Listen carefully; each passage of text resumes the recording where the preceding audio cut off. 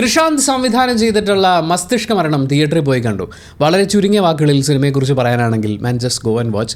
2046 കേരളത്തിൽ സംഭവിക്കുന്ന കുറേ കാര്യങ്ങൾ നമ്മുടെ മുന്നിലേക്ക് എത്തിക്കുകയാണ്. ഇതിൻ്റെ ഒരു ഓഡിയോ വിഷ്വൽ പരിപാടി വെച്ചിട്ട് ഇത് തിയേറ്ററിൽ കാണാനുള്ളതുണ്ട്. അതിൻ്റെ കളറിങ് പരിപാടികൾ, VFX, ആർട്ട്, മേക്കപ്പ്, കോസ്റ്റ്യൂം, അതിൻ്റെ സൗണ്ട് ഡിസൈൻ കാര്യങ്ങൾ എല്ലാം, അതിലെ പെർഫോമൻസുകൾ, അതിൻ്റെ സ്റ്റോറി എല്ലാം കൊണ്ട് ഇത് തിയേറ്ററിലിരുന്ന് എക്സ്പീരിയൻസ് ചെയ്യേണ്ട കാര്യം. OTTയിൽ വന്നു കഴിഞ്ഞാൽ നിങ്ങൾ അങ്ങോട്ടും ഇങ്ങോട്ടും ഒക്കെ നോക്കിയിരുന്ന് നിങ്ങളുടെ ശ്രദ്ധയൊക്കെ പോകാൻ സാധ്യതയുണ്ട്. കുഞ്ഞു ഡയലോഗുകളിലൊക്കെ ഒരുപാട് എലമെൻറ്റുകളുണ്ട്. എന്ന് വെച്ചാൽ അത്രയും കാര്യങ്ങൾ ഞാനിങ്ങനെ ആലോചിച്ചു ഫസ്റ്റ് ഹാഫ് കഴിഞ്ഞപ്പോൾ ഒന്ന് എഴുതി വെച്ചാലോ അല്ല, അല്ലെങ്കിൽ നമ്മൾ മറന്നു പോയാലോ എന്ന്. കാര്യം അത്രയും എലമെൻറ്റുകൾ വളരെയധികം ഗംഭീരമായിട്ട് ഒരു സർക്കാസം ലെവലിൽ അങ്ങനെ കൊണ്ടുവന്ന് വെച്ചിട്ടുള്ളൊരു ഗംഭീര പരിപാടിയായിട്ടാണ് എനിക്ക് മസ്തിഷ്ക മരണം ഫീൽ ചെയ്തത്. ഈ സിനിമയുടെ തിരക്കഥ, സംഭാഷണം ഒക്കെ കൃഷാന്തിൻ്റെയാണ്. DOP പ്രയാഗ് മുകുന്ദനാണ്. മ്യൂസിക് ആൻഡ് സൗണ്ട് ഡിസൈൻ വർക്കിയാണ് ചെയ്തിട്ടുള്ളത്. ഞാൻ ഇതിൻ്റെ ട്രെയിലർ കണ്ടിട്ടില്ല. ട്രെയിലർ റിയാക്ഷൻ ചെയ്യാമെന്ന് വിചാരിച്ച് വെച്ച് അവസാനം ട്രെയിലർ കാണാതെ തിയേറ്ററിൽ പോയി സിനിമ കണ്ടു. നമുക്ക് പോസിറ്റീവ്സ് നിന്ന് ആരംഭിക്കാം. ഒന്നാമത്തെ പോസിറ്റീവ് പെർഫോമൻസുകളാണ്. എല്ലാവരും എന്ത് രസമായിട്ടാണ് ചെയ്തു വെച്ചേക്കുന്നത്. രജിഷ ഉണ്ടല്ലോ, ആ ഒരു ഐറ്റം സോങ് ഒക്കെ വന്ന് അതിനെക്കുറിച്ചുള്ള ഭയങ്കര ഡിസ്കഷൻ ഉണ്ടായി. അവരെ എല്ലാവരും കൂടി ബഹിരാകാശത്തേക്ക് പറഞ്ഞു വിട്ട ഒരു സമയത്ത് സിനിമ ഇറങ്ങിയിട്ട് സംസാരിക്കുക എന്നുള്ള അവരുടെ ആ ഒരു നിലപാടുണ്ടല്ലോ, അത് അടിപൊളിയായിരുന്നു. എന്ന് വെച്ചാൽ ആ ഒരു വീഡിയോ ക്ലിപ്പും അതുപോലെ അതിൽ പറഞ്ഞിട്ടുള്ള കുറേ ആ സമയത്ത് വന്നിട്ടുള്ള വിമർശനങ്ങളൊക്കെ ഉണ്ടല്ലോ, ഇതും എടുത്ത് കണ്ടൻ്റ് ആക്കിയിട്ടുള്ള ആൾക്കാരുടെ മുഖത്ത് നോക്കിയിട്ട് ആട്ടുന്നത് പോലത്തെ കുറേ സീക്വൻസുകളുണ്ട്. അത് ആ സിനിമ കാണുമ്പോഴാണ് നിങ്ങൾ മനസ്സിലാക്കുക. ആസ് എ പെർഫോമർ അവർ നിറഞ്ഞാടിയിട്ടുണ്ട്. എന്ന് വെച്ചാൽ അങ്ങനത്തെ കോംപ്ലിക്കേറ്റഡ് ആയിട്ടുള്ള സംഭവങ്ങളും കാര്യങ്ങളും ഒക്കെ ഇമോട്ട് ചെയ്യുക. എന്ത് രസമായിട്ട് അവർ ഹ്യൂമർ കൈകാര്യം ചെയ്യുന്നത്. അതേപോലെ ആ അതിൻ്റെ ഒരു പ്രഷർ സാധനങ്ങൾ, ഇത് ഒരുപാട് സ്പോയിലർ ആവുമെന്നുള്ളതുകൊണ്ട് ഞാൻ പറയാത്തത്, പക്ഷേ അത്രയും ഇൻറ്റൻസ് ആയിട്ടുള്ള കാര്യങ്ങളൊക്കെ രജിഷ സ്ക്രീനിലേക്ക് കൊണ്ടുവരുന്നത് ആ റേഞ്ചിലാണ് കേട്ടോ. ഗംഭീര പ്രകടനം. നിരഞ്ജ് മണിയമ്പിള്ള രാജു, അയ്യോ എന്ത് രസമാണ്. ആ ആക്ടർ എങ്ങനെ ഇവോൾവ് ആയിട്ടുണ്ടെന്നുള്ള ഒരു 5 കൊല്ലം മുമ്പ് 6 കൊല്ലം മുമ്പ് നിരഞ്ജിൻ്റെ സിനിമകൾ കാണുമ്പോൾ ഞാൻ അയാളെക്കുറിച്ച് എന്താണോ പറഞ്ഞിട്ടുള്ളത് അതിൽ നിന്നൊക്കെ വലിയൊരു സ്കെയിലൊരു ചേഞ്ച് കാണാനുണ്ട്. ചില ആർട്ടിസ്റ്റുകൾ നല്ല സംവിധായകരുടെ കയ്യിൽ വരുമ്പോഴാണ് അവരൊന്ന് മോൾഡ് ചെയ്യപ്പെടുക. എന്ന് വെച്ചാൽ ചിലപ്പോൾ അവർ സിനിമകളൊക്കെ കിട്ടി ഇങ്ങനെ മുന്നോട്ട് പോകുന്നുണ്ടാകും, പക്ഷേ ഒരു തിളക്കമുള്ള ഒരു ആക്ടറിനെ നമുക്ക് കാണാൻ പറ്റില്ല. പക്ഷേ നല്ല ചില സംവിധായകരുടെ കയ്യിലേക്ക് വരുമ്പോൾ അവരങ്ങ് സെറ്റാവും എന്ന് പറയില്ലേ, അങ്ങനെ ചെയ്തിട്ടുണ്ട്. കോമഡി, അതിൻ്റെ ടൈമിങ്, ബോഡി ലാംഗ്വേജ് എല്ലാം നിരഞ്ജ് ഗംഭീരമായിട്ട് ചെയ്തിട്ടുണ്ട്. എനിക്ക് ഭയങ്കര ഇഷ്ടപ്പെട്ടൊരു പെർഫോമൻസ്. അതുപോലെ ദിവ്യപ്രഭയുടെ ഡയലോഗ് ഡെലിവറി അടിപൊളിയാണ്. നിങ്ങൾ തിയേറ്ററിൽ കണ്ട് മനസ്സിലാക്കിയാൽ മതി. പിന്നെ നമ്മുടെ ജഗദീഷ് ഏട്ടനുണ്ട്, വിഷ്ണു അഗസ്ത്യ, പിന്നെ കുറേ ആൾക്കാർ. ഈ സിനിമയിൽ നമ്മൾ വിഷ്വലി കാണുന്ന ജസ്റ്റ് ഒരു ഡയലോഗെങ്കിലും, അതായത് ജഗദീഷ് ഏട്ടൻ്റെ കൂടെ നിൽക്കുന്ന പോലീസുകാരൊക്കെ ഉണ്ട്. എന്തൊരു രസമായിട്ടോടോ, എന്തൊരു ഡയലോഗ് ഡെലിവറിയാണ് അവർ കൊടുക്കുന്ന എക്സ്പ്രഷൻസും സാധനങ്ങളും. പിന്നെ നമ്മളിപ്പോൾ പറയുന്ന ഒരു പൊളിറ്റിക്കൽ കറക്റ്റ്നെസ്സിൻ്റെ ഇതായിട്ടുള്ള ചില വാദങ്ങളുണ്ട്. അതുപോലെ നമ്മളൊരു ജെൻഡർ ന്യൂട്രൽ കാര്യങ്ങളിലേക്ക് വരുന്നു. ഈ പറയുന്ന കാര്യങ്ങളുടെയൊക്കെ ഒരു 20 വർഷത്തിന് ശേഷം സംഭവിക്കാൻ സാധ്യതയുള്ള അങ്ങനത്തെ ഒരു സാധനമാണിത്. ഞാനിത് എങ്ങനെയാണ് പറഞ്ഞ് എക്സ്പ്രസ് ചെയ്യാമെന്ന് എനിക്കറിയില്ല.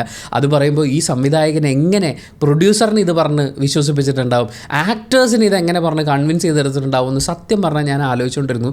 ഇത് ഇങ്ങനെയൊരു സീനാണ്, അതൊക്കെ എങ്ങനെയാണോ എന്ന് തിരിച്ചു ചോദിക്കാൻ തോന്നിപ്പോകുന്ന പോലത്തെ ഒരു കഥ. അത് ഇത്രയും ആൾക്കാരെ കൺവിൻസ് ചെയ്ത് തിയേറ്ററിൽ ഇരുന്ന് കണ്ട നമ്മളെയും കൺവിൻസ് ചെയ്തെടുത്ത ഡയറക്ടർ മിടുക്കനാണ്. അടുത്ത പോസിറ്റീവ് ഇതിൻ്റെ ടോട്ടൽ സൗണ്ടിങ് ഞാൻ പറയും. മ്യൂസിക് ഗംഭീരമായിട്ട് ചെയ്തിട്ടുണ്ട്. അതിൽ മിക്സ് പരിപാടികളൊക്കെ ഉണ്ട്. നമ്മൾ ഈ കേട്ട ഐറ്റം സോങ് തന്നെ വേറൊരു രീതിയിൽ വരുന്നുണ്ട്. നിരഞ്ജൻ്റെ ഈ ഫീലിങ്സ് ഒക്കെ വെച്ചുകൊണ്ട് പാട്ടുകൾ ഉണ്ടാക്കുക. എന്ന് വെച്ചാൽ ആ ഒരു സമയമൊക്കെ ആകുമ്പോഴേക്കും നമുക്ക് എല്ലാം നമ്മൾ യോട് സംസാരിക്കുന്നു, ചെയ്യുന്നു എന്ന് പറയുന്ന ഒരു രീതിയിലേക്ക് മാറുന്ന ആ ഒരു രീതിയിലൊക്കെയാണ്. അപ്പോൾ അവിടെ ഈ പറയുന്ന പോലെ എൻ്റെ ഇമോഷൻസിനുള്ള പാട്ട് ഞാൻ സിനിമ പാട്ടിൽ നിന്ന് തപ്പിയെടുക്കുന്നതിന് പകരം വേറൊരു രീതിയിലാണ് അതിൻ്റെ സെഗ്മെൻറ്റ്സ് വന്നേക്കുന്നത്. അവിടെ കൊടുക്കുന്ന സൗണ്ടിൻ്റെ വേരിയേഷൻസ്, അവരുടെ എക്യുപ്മെൻറ്റ്സ്, അങ്ങനെ എന്തൊക്കെ കാര്യങ്ങളാണ്. സൗണ്ട് ഗംഭീര പരിപാടി നടന്നിട്ടുണ്ട്. അതിൽ മ്യൂസിക് ഡയറക്ടർ വർക്ക് ചെയ്യാൻ ഞാൻ പറയും. പിന്നെ ഇതിൻ്റെ ഫൈനൽ അറ്റ്മോസ് മിക്സ് ചെയ്തിട്ടുള്ള ജിയോ പയസ് അടക്കം എല്ലാവരും അടിപൊളി പരിപാടിയാണ് ചെയ്തിട്ടുള്ളത്. പിന്നെ പറയേണ്ടത് വിഷ്വലാണ്. VFX കാര്യങ്ങൾ ചെയ്തേക്കുന്നത്. 2046 നമ്മൾ കാണുന്നത്. അതിൽ ഈ പറയുന്ന ഒരു വലിയ ബഡ്ജറ്റ്, മലയാളം ഫിലിം ഇൻഡസ്ട്രിയിൽ നിന്നൊരു സിനിമ വരുന്നു എന്ന് പറയുമ്പോൾ നമ്മൾ അത്ര ഭയങ്കരമായ ബഡ്ജറ്റ് ഒന്നും പ്രതീക്ഷിക്കില്ലല്ലോ. പക്ഷേ നിലവിൽ അവൈലബിൾ ആയിട്ടുള്ള സാധനങ്ങളൊക്കെ ഉപയോഗിച്ചുകൊണ്ട് അവരിതിനെയൊക്കെ ഓവർകം ചെയ്തിരിക്കുന്നത് എന്ത് അടിപൊളിയായിട്ടാണെന്നറിയോ. ഇതിനകത്ത് രജിഷയുടെ അവരുടെ ഒരു കൺമണി സംതിങ് അങ്ങനെ ഒരു സിനിമയുടെ ഒരു സീൻ കാണിക്കുമ്പോൾ രജിഷയുടെ കോസ്റ്റ്യൂം കണ്ടപ്പോൾ ഞാൻ ആലോചിച്ച് ഇത് ഇന്ന സാധനങ്ങൾ വെച്ച് ചെയ്തെടുക്കാവുന്നതല്ലേ ഉള്ളൂ, അയ്യോ അങ്ങനെയല്ലേ ചെയ്തേക്കുന്നത്. പക്ഷേ അതിൻ്റെ ടോട്ടൽ വിഷ്വൽ സാധനം വരുമ്പോൾ ഇതൊരു ഭയങ്കര പരിപാടി പോലെ ആയിട്ടുണ്ട്. അതായത് പറഞ്ഞാൽ ലഭ്യമായ റിസോഴ്സുകളെ ഉപയോഗിച്ചുകൊണ്ട് അത് ഗംഭീരമായി ഉപയോഗപ്പെടുത്തുക എന്ന് പറയില്ലേ, അടിപൊളിയായിട്ടുണ്ട്. അതിൻ്റെ കൂടെയാണ് ഈ VFX സാധനങ്ങൾ, അതായത് ഒന്നും ഓവർ ഡു ചെയ്തിട്ടില്ല. അതാണ് ഈ സിനിമയുടെ ഏറ്റവും വലിയ ഗുണം. ഇനി നമ്മുടെ കയ്യിൽ ഇതുണ്ട് അതുണ്ട് അത് നമുക്ക് വാരിക്കോരിയിടാം, ഇതിൽ മാക്സിമം നിൽക്കാമെന്ന് പറയുന്നതിനേക്കാൾ നമുക്കിത് ഇങ്ങനെയാണ് ചെയ്തെടുക്കേണ്ടത്, നമുക്ക് വിശ്വസിപ്പിച്ചെടുക്കേണ്ട ഒരു കഥയുണ്ട്, അതിൽ ഇന്ന കാര്യങ്ങൾ ഇത്രയൊക്കെ മതി. പക്ഷേ ഉള്ളത് വെടിപ്പായിട്ട് സിനിമ ഒരു മേക്ക് ബിലീഫ് അല്ലേ മോനെ എന്ന് പറയുന്ന പോലെ അങ്ങനെ മേക്ക് ബിലീഫായിട്ട് വരണം. അതുപോലെ മേക്കപ്പ്, രജിഷയുടെ ഒക്കെ മേക്കപ്പ് ഗംഭീര പരിപാടികളാണ്. കോസ്റ്റ്യൂംസ് കൊടുത്തിരിക്കുന്നത് ഓരോ ആൾക്കാരുടെയും ആ ഒരു സമയത്തിൻ്റെതായിട്ടുള്ള കുറേ എലമെൻറ്റ്സ് ഒക്കെ ചേർത്തുകൊണ്ട് ഓരോ പ്രോപ്പർട്ടീസ് ഇവർ കണ്ണിൽ വെക്കുന്ന ഗ്ലാസും കയ്യിൽ കൊണ്ട് നടക്കുന്നത്, നിങ്ങൾ ട്രെയിലർ കണ്ടിട്ടുണ്ടെങ്കിൽ അറിയാം.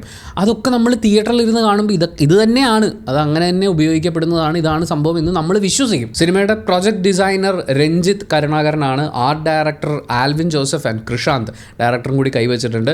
കോസ്റ്റ്യൂം ഡിസൈനർ ദിവ്യ ജോബിയാണ്, മേക്കപ്പ് അർഷാദ് വർക്കലയാണ്, എഡിറ്റർ നമ്മുടെ ഡയറക്ടർ തന്നെയാണ്, DI ചെയ്തിട്ടുള്ളത് അർജുൻ മേനോനാണ്. എല്ലാം ഇതിൻ്റെ വിഷ്വൽ പരിപാടികളിൽ വന്നിട്ടുള്ള എല്ലാ ആൾക്കാരും ഒരു വലിയ കയ്യടി അർഹിക്കുന്നുണ്ട്. ഇവരുടെയൊക്കെ കൂട്ടായ പരിശ്രമത്തിൻ്റെ ഒരു ഔട്ട്പുട്ട് ഉണ്ട്. ഇനി ചിലപ്പോൾ കുറേ കഴിയുമ്പോൾ ഇവർ തന്നെ ഇതിൻ്റെ ബിഹൈൻഡ് ദ സീൻസ് ഒക്കെ ഇറക്കുന്ന സമയത്ത് PVC പൈപ്പ് കൊണ്ടാണ് നമ്മളിത് ചെയ്തതെന്നൊക്കെ പറയുമായിരിക്കും. പക്ഷേ നിങ്ങൾ സിനിമ കാണുമ്പോൾ അതല്ല, നമ്മൾ വേറെ തന്നെ ഒരു പരിപാടി കണ്ടുകൊണ്ടിരിക്കുക. നെക്സ്റ്റ് പോസിറ്റീവ് സ്റ്റോറിയാണ്. 2046 ചെന്ന് നിൽക്കുമ്പോഴും ഈ ഹ്യൂമൻ ഇമോഷൻസ് കുറേയൊക്കെ ഈ സൈബോഗുകളും കാര്യങ്ങളും എല്ലാം വരുമ്പോഴും നമ്മുടെ കോർ ഇമോഷൻസൊക്കെ അങ്ങനെ തന്നെ നിൽക്കുമല്ലോ, അതിനെ അതുപോലെ തന്നെ ട്രീറ്റ് ചെയ്തിട്ട് എന്നാൽ ആ സമയത്ത് സിനിമാക്കാരെങ്ങനെയായിരിക്കും, നമ്മുടെ ജുഡീഷ്യൽ സിസ്റ്റം എങ്ങനെയായിരിക്കും, നമ്മുടെ പോലീസുകാരെങ്ങനെയായിരിക്കും, ഓരോ കാര്യങ്ങളും ഡീൽ ചെയ്യുന്നത് എങ്ങനെയായിരിക്കും, മനുഷ്യൻ്റെ ഇമോഷൻസ് എങ്ങനെയാണ്, എന്തിനേറെ പറയുന്നു പോൺ ഫിലിം കാണുന്നത് പോലും എങ്ങനെയായിരിക്കും എന്ന് പറയുന്നത് പോലെ അമ്മാതിരി കാര്യങ്ങൾ ഉൾക്കൊള്ളിച്ചുകൊണ്ടാണ് ഈ സിനിമയുടെ ഒരു കഥ പോകുന്നത്. ചില ടേംസൊക്കെ അവർ അതിനകത്ത് യൂസ് ചെയ്തേക്കുന്ന പ്ലേസ് ചെയ്തിരിക്കുന്നതൊക്കെ കണ്ടപ്പോൾ കൊള്ളാലോ പരിപാടി. എന്ന് വെച്ചാൽ പി ഭാസ്കരൻ എഴുതിയ വരികളെക്കുറിച്ച് BK ഹരിനാരായണൻ ഒരു ഇൻ്റർവ്യൂവിൽ പറഞ്ഞിട്ടുള്ളത് ഇങ്ങനെയാണ്, നമ്മളൊക്കെ സാധാരണ ഉപയോഗിക്കുന്ന വാക്കുകൾ തന്നെയാണ് അദ്ദേഹം ഉപയോഗിക്കുക, പക്ഷേ അദ്ദേഹം ഉപയോഗിച്ച് കഴിയുമ്പോൾ അതിനൊരു ഭംഗിയാണ്. നമ്മളൊരു ഉത്സവത്തിന് പോയി കഴിഞ്ഞാൽ ഒരു ചില്ലുപാത്രത്തിനകത്ത് ഒരുപാട് പലഹാരങ്ങൾ ഭയങ്കര ഭംഗിയായിരിക്കും, അത് മേടിച്ച് നമ്മുടെ കയ്യിൽ വെച്ച് കഴിഞ്ഞാൽ അത് വെറും ഒരു പലഹാരമായിരിക്കും, പക്ഷേ അത് കടയിലിരിക്കുന്ന കാണുമ്പോൾ അതിന് എന്തോ ഒരു അട്രാക്ഷൻ ഉണ്ടെന്ന് പറയില്ലേ എന്ന് പറയുന്ന പോലെ നമ്മളിപ്പോൾ ഒക്കെ ഉപയോഗിക്കുന്ന പല ടേംസിനെയും ഇവർ കൊണ്ട് പ്ലേസ് ചെയ്തിരിക്കുന്നത് അതിൻ്റെ ഒരു 20 വർഷം കഴിഞ്ഞാൽ എന്തായിരിക്കും എന്നുള്ളതൊക്കെ കാണിക്കുമ്പോഴേ ആഹാ കൊള്ളാലോ പരിപാടി എന്ന് പറയുന്നൊരു ഫീലാണ്. അതിന് ചേരുന്ന ഡയലോഗ് എന്ന് വെച്ചാൽ ജെന്നാൽഫകൾക്കും മനസ്സിലാവും, 90s കിഡ്സിന് മനസ്സിലാവും, മില്ലേനിയൽസിന് മനസ്സിലാവും, 80s 70s പോയി അവർക്കും ഇത് കണ്ടാൽ മനസ്സിലാവും. അങ്ങനെ ഇതിൻ്റെ ഡയലോഗ്സ് സെറ്റ് ചെയ്ത് വെച്ചിട്ടുണ്ട്. എന്നാൽ കാലഘട്ടത്തിനനുസരിച്ചിട്ടുള്ള എല്ലാ കാര്യങ്ങളും ഉണ്ട്. പിന്നെ ഒരുപാട് റെഫറൻസുകൾ ഡയലോഗിൽ കൊണ്ടുവന്നിട്ടുണ്ട്. അടിപൊളി ഒരു ഡയലോഗ് നിരഞ്ജ് പറയുന്നത് കേട്ടപ്പോൾ ഈ സമീപകാലത്ത് വന്നിട്ടുള്ള മറ്റൊരു സിനിമയിൽ കേട്ടിട്ടുള്ള ഡയലോഗ് ചേർത്തൊക്കെ വെച്ച് ഇവർ ചെയ്തതാണോ എന്ന് പോലും നമുക്ക് തോന്നിപ്പോകുന്ന രീതിയിൽ വളരെ ഗംഭീരമായിട്ട്, എന്ന് വെച്ചാൽ അത്രയും കൊടുക്കേണ്ടതിനൊക്കെ കൊടുത്തു പോകുന്നുണ്ട്.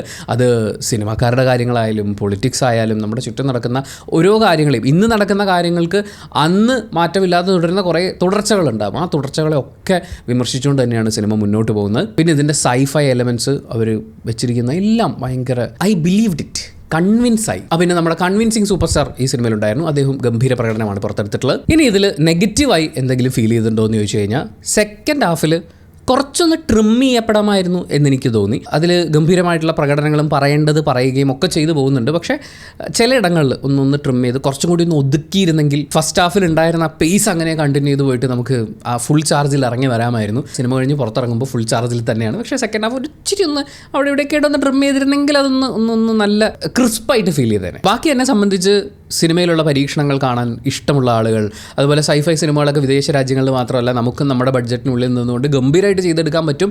അതൊന്ന് അനുഭവിക്കണം, അതിനെ അപ്രിഷ്യേറ്റ് ചെയ്യണം എന്ന് ആഗ്രഹിക്കുന്ന ഒരാളാണെങ്കിൽ തീർച്ചയായും നിർബന്ധമായും നിങ്ങൾ ഈ സിനിമ തിയേറ്ററിൽ കണ്ട് എക്സ്പീരിയൻസ് ചെയ്യണമെന്നാണ് ഞാൻ പറയുക.